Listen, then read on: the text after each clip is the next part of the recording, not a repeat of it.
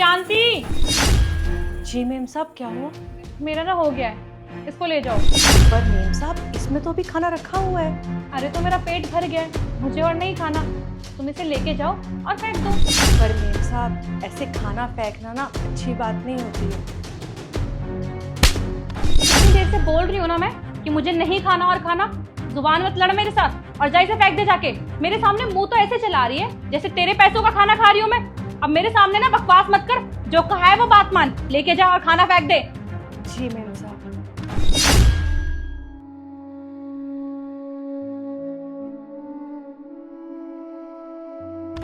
शांति, एक काम करो, ये खाना ले जाओ और डस्टबिन में फेंक दो। पर मेम साहब, ये खाना वो एक्चुअली आज मैंने बाहर खाना खा लिया था ना, तो मेरा घर का खाना खाने का बिल्कुल मन नहीं है। तुम इसे लेके जाओ और डस्टबिन में फेंक देना।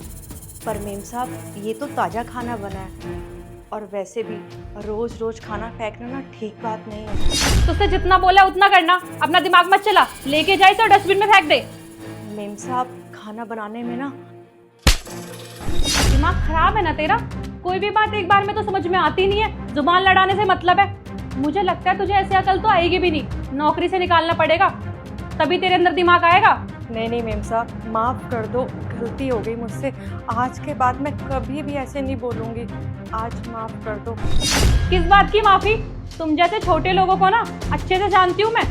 कहीं ऐसा तो नहीं है तो खुद को मालकिन समझने लगी है इस घर की? ज्यादा ना बनने की जरूरत नहीं है, तो इस घर में काम करने आती है। और तेरी हैसियत बस नौकरों वाली है, काम करने पे ध्यान दिया कर। पता नहीं क्या नई नई आदतें सीख ली है, रोक टोक करने लगी है। मेम साहब ये मत करो, मेम साहब वो मत करो, मेम साहब खाना मत फेंको। इस घर में तू नहीं कमाती है, मैं कमाती हूँ। और हमारे घर में हमें कैसे रहना है तू नहीं सिखाएगी। चल निकल यहाँ से, काम कर अपना और इसे फेंक दियो। ठीक है मेम साहब, जैसा आप कहें।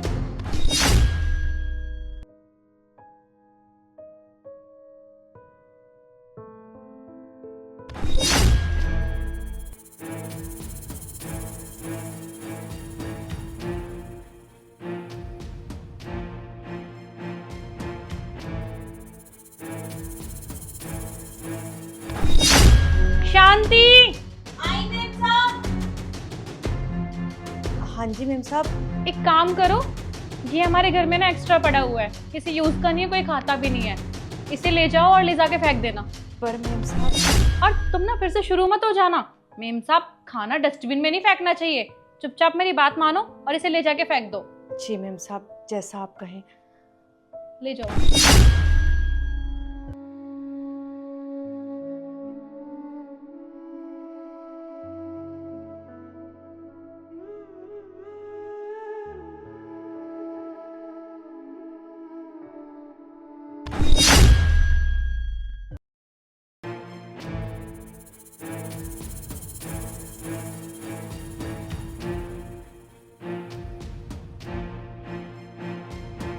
दीदी, दीदी।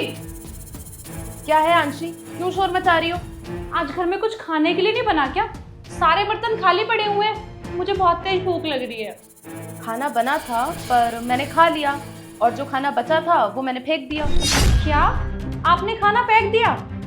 मुझे भी तो खाना खाना था ना। क्या तुम्हें भी खाना खाना था? आज ये चमत्कार कैसे हो गया? तुम तो घर का खाना खाती नहीं हो, और मुझे तो यही पता था ना कि तुम खाना नहीं खाओगी, इसलिए मैंने खाना फेंकवा दिया। और जो बचा कुचा खाना था वो मैंने शांति आंटी को दे दिया। दीदी आप ऐसा कैसे कर सकती हो? इस घर में मैं भी तो रहती हूँ ना। मुझसे भी तो एक बार पूछना चाहिए था कि मैंने खाना खाया है या नहीं। अरे कल मैंने व्रत रखा था और आज मुझे भूख लगी हुई है और मुझे खाना खाना था, वो भी घर का। अब आप बताइए क्या खाऊंगी मैं? आंशी, इसमें मेरी क्या गलती है? मुझे तो यही पता था ना कि तुम घर का खाना नहीं खाती हो। अच्छा, अगर तुम्हें इतनी भूख लग रही है तो एक काम करो, ऑनलाइन ऑर्डर कर लो। दीदी अगर ऐसा पॉसिबल होता ना तो मैं घर का खाना खाती ही नहीं, ऑनलाइन ऑर्डर करके मंगाती मैं खाना। लेकिन आज खाना आ नहीं रहा है ऑनलाइन ऑर्डर करके। बाहर हड़ताल चल रही है, डिलीवरी नहीं हो पा रही है, सारी की सारी शॉप्स भी बंद है, ऑनलाइन कुछ भी नहीं आ रहा। अगर पॉसिबल होता तो मैं ऑनलाइन ऑर्डर कर लेती ना, आपको थोड़ी परेशान करती। अब आप ही बताइए, कल से मैंने व्रत रखा हुआ है और मैं भूखी हूँ। अब मुझे भूख लग रही है, अब मैं क्या खाऊंगी? आपको एक बार मुझसे पूछना तो चाहिए था ना। आंशी, मैंने तुम्हें बोला ना कि इसमें मेरी कोई भी गलती नहीं है। जो खाना था वो मैंने फेंक दिया है, और जो 2-3 दिन पुराना खाना था बचा कुचा, वो मैंने शांति आंटी को दे दिया है। अब इसमें मैं कुछ नहीं कर सकती हूँ। मैं कुछ नहीं जानती दीदी, मुझे बहुत तेज भूख लगी हुई है और मेरे खाने का अरेंजमेंट ना आप ही करोगी, मुझे नहीं पता। आंशी, तुम्हें मेरी बात समझ में क्यों नहीं आ रही है? मैंने तुम्हें बोला ना कि कुछ खाना डस्टबिन में है और जो बचा कुछ खाना था वो मैंने शांति आंटी को दे दिया है। बस, अब मैं कुछ नहीं जानती। आपने शांति को अभी खाना दिया है ना, अभी वो निकली नहीं होगी घर से, बाहर ही मिलेगी। मैं अभी जाकर रोकती हूँ उसे। अरे अरे,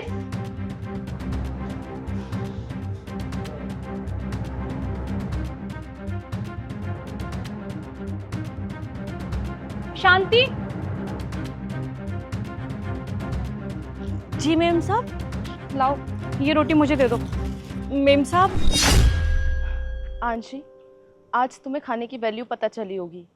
तुम अब तक कितना खाना वेस्ट करती आई हो, तुम्हें पता भी है?